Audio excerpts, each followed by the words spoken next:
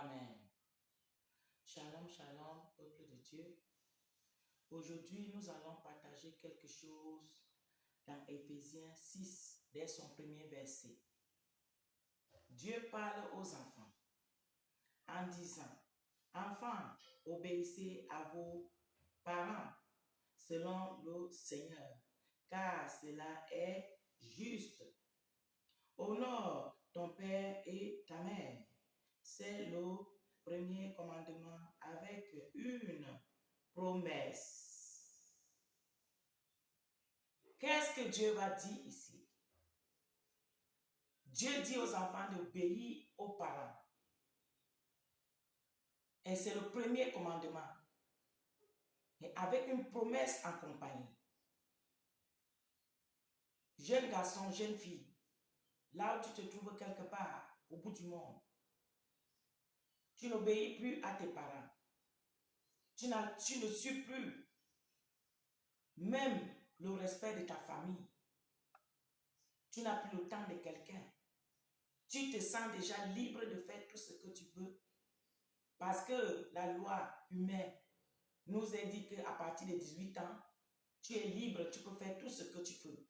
Donc, ce qui fait que ça te donne déjà l'audace maintenant de répondre aux parents n'importe comment, de les saboter n'importe comment, de ne même plus respecter les normes de la famille. Tu sabotes la famille n'importe comment. L'œil de Dieu est posé sur toi. Prends ce verset biblique aujourd'hui, Éphésiens 6. Assois-toi libre. Qui on n'obéit pas à ses parents? Qu'est-ce qui lui vient comme récompense? Et toi aussi qui as écouté Dieu, tu obéis à tes parents. Gloire à Dieu. Tu as aussi une grande récompense. Parce que la parole nous dit que en faisant cela, il y a une promesse. Et comme vous savez toujours avec la parole de Dieu, il y a la promesse positive et il y a la promesse négative. Tout enfant de Dieu doit connaître ceci. Je suis désolé, ceux qui se contentent seulement des promesses positives, mais ils ne regardent pas aussi les autres promesses positives. Parce que si tu obéis, c'est positif. Dieu va te bénir, il va faire que tu prospères, tu vas prospérer à tout égard, tes entrées, tes sorties, en tout cas tu seras béni, tu seras arrosé. Mais qui n'obéit pas à ses parents, qui n'honore pas ses parents, lui aussi, c'est la malédiction qui lui accompagne. Donc les enfants, même tu es déjà adulte, même c'est toi-même qui manges déjà ton pain seul, même c'est toi-même qui travailles déjà seul, n'oublie pas les gens qui t'ont enlevé la couche. N'oublie pas les gens qui t'ont lavé. N'oublie pas, ne les parle pas n'importe comment. Ce n'est même pas puissant pour toi-même. Toi-même, demain, tu vas accoucher, tu auras les enfants. Qu'est-ce qui va se passer avec tes enfants? Quand ces enfants-là vont te saboter en public, quand ces enfants-là vont te manquer le respect, comment tu vas te ressentir? Ne faites pas ce que vous ne voulez pas qu'on vous fasse. En tout cas, n'importe qui va récolter selon de ce qu'il a sémé. Donc, il est en toi qui est quelque part au bout du monde qui va écouter ces enseignements aujourd'hui. Change de temps, change de mentalité. Sois un enfant humble, un enfant soumis aux parents. Même tu es devenu directeur, même tu es devenu président, tes parents restent tes parents. Il faut les obéir. Obéis à vos parents selon le Seigneur. On va décortiquer aussi selon le Seigneur. Pourquoi selon le Seigneur aussi? Le Seigneur ne te demande pas que si toi tu es un enfant de Dieu et que tes parents ce sont les gens qui sont dans les sectes, dans la sorcellerie, après ils vont t'opprimer d'abandonner Dieu pour les suivre et tu vas accepter. Non. Selon le Seigneur, la parole écrit, les enfants obéissez à vos parents selon le Seigneur. Tu dois obéir à tes parents selon le Seigneur, non selon le monde, non selon Satan, ni selon avec ses inscriptions. que tu vas obéir à tes parents. Non. Selon le Seigneur. Ceci te fait comprendre que si tes parents ne sont pas ceux qui croient en Dieu et qu'ils amènent les autres choses, allons voir le marabout, allons là-bas, allons entrer dans un loge, allons, tu vas les dire avec respect. Toujours respect. Dis, ah papa, moi j'ai donné ma vie à Jésus. Les affaires de secte et tout là, moi je ne suis plus dedans. C'est Jésus qui a ma vie maintenant, c'est lui qui dirige ma vie. Tout ce que je veux, c'est à lui que je demande. Je ne peux pas plus demander ailleurs.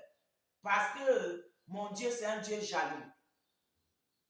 Il m'interdit de prier les autres dieux. Il m'interdit d'adorer les autres dieux.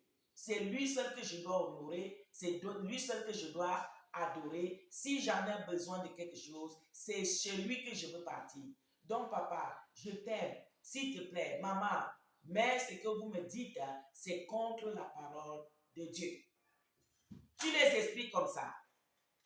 Et quand maintenant, ils veulent dire peut-être qu'ils te maudissent, ou bien peut-être qu'ils te disent quelque chose, la Bible continue à nous dire que la malédiction, sans raison, n'a pas effet. Tu as obéi à la parole de ton Dieu. Tu les as parlé avec respect. Donc, ce qui fait que s'ils te maudissent maintenant, Dieu va attraper la malédiction. Ça ne doit pas te toucher. Parce que tu les as respectés, tu les as seulement dit que non, tu ne peux pas aller là-bas parce que tu es devenu chrétien. Tu ne les as pas manqué du respect, tu ne les as pas insultés, tu n'as rien fait du mal. Donc, même ils te maudissent, ça ne veut pas te toucher. Donc, écoutez bien la parole de Dieu pour que quelqu'un ne va pas te faire asseoir quelque part et te dire non. Dieu a dit que les enfants doivent obéir à leurs parents. Donc, on va te dire de n'importe quoi. Toi aussi, tu vas commencer à marcher. Non. La parole de Dieu précise, selon la parole de Dieu dit, enfants, obéissez à vos parents selon le Seigneur. Selon le Seigneur. Donc, obéissez à vos parents selon le Seigneur. Non selon le monde, ni selon le diable. Ça, c'est la première partie. Maintenant, on va aller à la deuxième partie que je dois amener une histoire qui va te faire que tu te réveilles dans ton sommeil. Il y avait une dame. Cette dame-là, elle avait voyagé. Quand elle est arrivée en Europe, c'est une dame qui n'avait pas point d'enfants. Elle n'avait pas accouché. Mais sa petite sœur qui était derrière elle avait beaucoup d'enfants. Et tous ces enfants sans père, ils étaient dans la misère, dans la galère. Elle, quand elle arrivait en Europe, elle avait un grand titre. J'étais les indications pour que la personne ne puisse pas se reconnaître.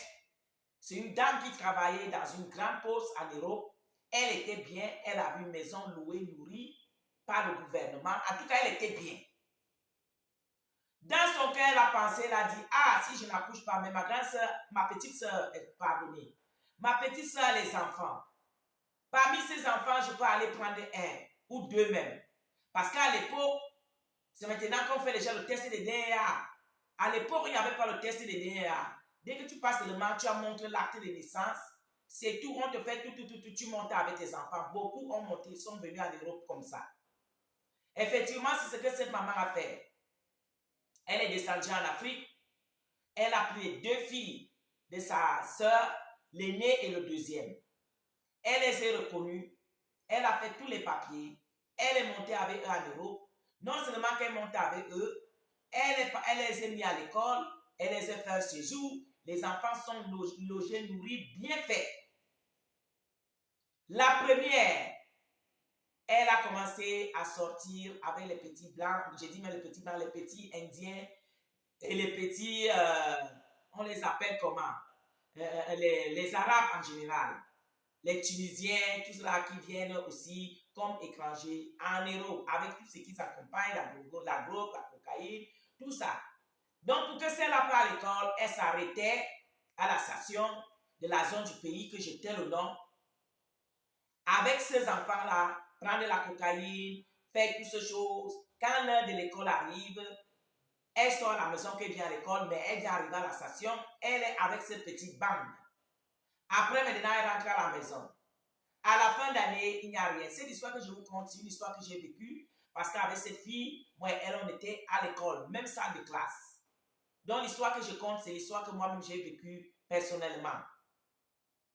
Mais j'étais avec elle à l'école. Moi, je savais que c'est la fille d'une boss et tout, et tout, et tout. Mais je ne connaissais pas son histoire. C'est après les années que j'avais su l'histoire que je suis en train de vous conter. Donc, c'est comme ça que j'ai dit, aïe, un enfant d'un riche, il faut voir comment elle vient entrer à l'école. Elle sent la cigarette, elle sent les odeurs, elle sent. Jusqu'à les professeurs ont commencé à envoyer les lettres chez elle qu'en tout cas, si elle va venir à l'école, elle doit être propre comme les autres enfants, tous ces odeurs et tout et tout. Comme elle était assise même en face de moi, en tout cas, j'étais étouffée. J'étais étouffée. Et tous les autres enfants ont commencé à se plaindre. C'est comme ça qu'on a écrit à ses parents que, écoutez, votre fille, voilà, voilà, voilà. C'est là où tout était parti. Et puis, je ne sais pas comment l'histoire a été passée et tout et tout. Après quelques 2 ans, 3 ans, je ne sais pas, je me suis retrouvée avec elle, la même ville que moi aussi j'habitais. Et c'est là-bas que j'avais compris toute l'histoire que je suis en train de vous conter.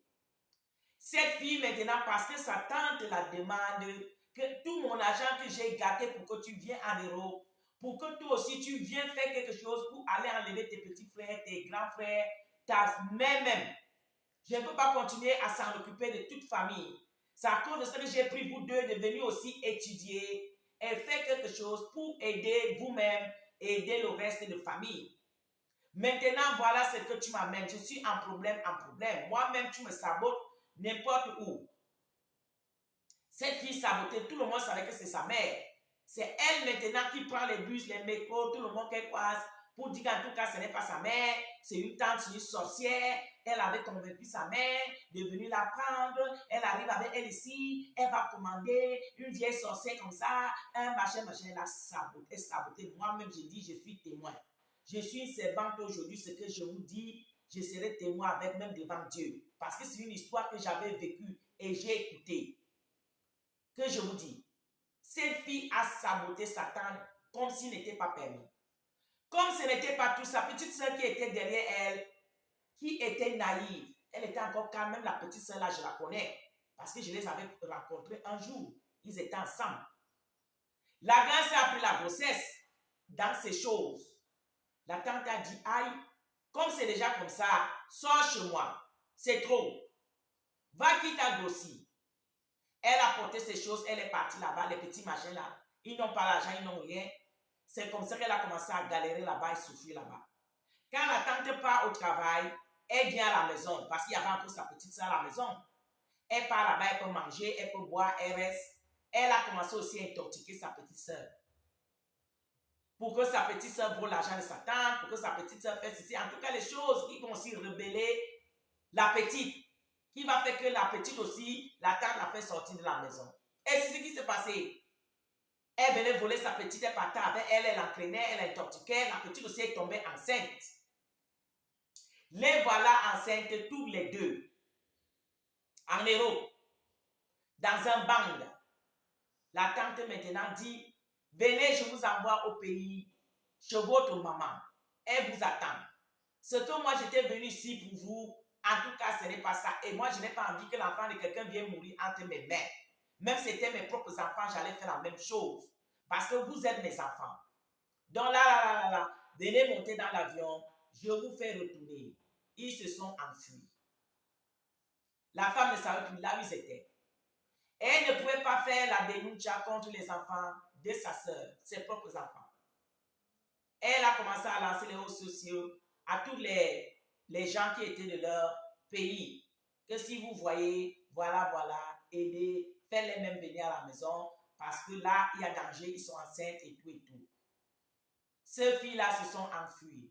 La galère, la souffrance, la misère, ils ont souffert. Jusqu'à ils ont accouché les enfants. Ils sont partis au pays remettre les enfants à leur maman. Ils sont retournés pour dire que oh, maintenant on est libre, on va faire la malédiction, les suivait toujours. Ce sont les filles qui ont souffert. Dernier jour que j'avais vu cette fille en ville, au centre où se trouve, la manière qu'elle était elle-même au compte qu'elle est partie laisser sa fille, en tout cas galère, souffrance, misère, qu'elle n'arrive pas à tenir les deux bouts. Elle se préparait même pour dire que si c'est comme ça, elle-même va rentrer en Afrique. Vous voyez? On ne blague pas, la parole de Dieu reste la parole de Dieu. La parole de Dieu. Donc, enfant, toi qui es dans cette condition-là, tu es quelque part. Toi-même, tu es là, ta vie ne fonctionne pas. Tu es à gauche, tu es à droite. Tu es dans ta rébellion. Tu es ceci, tu es cela. Il faut t'asseoir ce matin si cette parole t'arrive. Fais ton examen de conscience. Comme quelqu'un arrange son lit, c'est comme ça qu'il dort. Ne regarde pas les problèmes qui t'ennuient là maintenant. Il faut regarder là où tu viens. Quels sont tes comportements? Oh, ce sont les tantes, ce sont les oncles, ce sont les ceci, ce sont les sorciers. Mais toi-même là, il y a quoi arranger? Il y a quoi? Qu'est-ce que tu as fait? Où tu as manqué le respect? Où tu es insulté? Tu te mets à insulter qui te donnait à manger? Tu te mets à insulter qui t'accompagnait à l'école? Qui te lavait? Aujourd'hui, tu connais parler français plus que la personne. Tu connais parler l'anglais plus que la personne. Tu commences à lui mépriser. Tu commences à lui cracher sur le front. Il te dit même, hé mon enfant, viens me lire ceci, je ne comprends rien. Je n'ai pas le temps. Hé mon enfant, viens m'aider ici parce que je suis limité. Je n'ai pas le temps. Et toi, tu penses que dans tout ça, Dieu qui est en haut, il te regarde avec quels yeux? N'en parlons pas, il y a les autres qui ne donnent même pas ni nourriture. Comme les fêtes sont finies comme ça, tu as préféré t'asseoir dans les bars. Tu as préféré t'asseoir avec tes amis dans les grands restaurants. Tu as préféré acheter les grands habits et tout et tout. Mais les pauvres parents, tu leur dis que tu n'as pas l'argent. Le jour là, ils sont encore entrés en brousse pour chercher les feuilles pour préparer et manger. Au moment que les autres parents, leurs enfants les ont envoyés le nécessaire pour la fête. Mais toi, chez toi là, qui a mangé ta nourriture?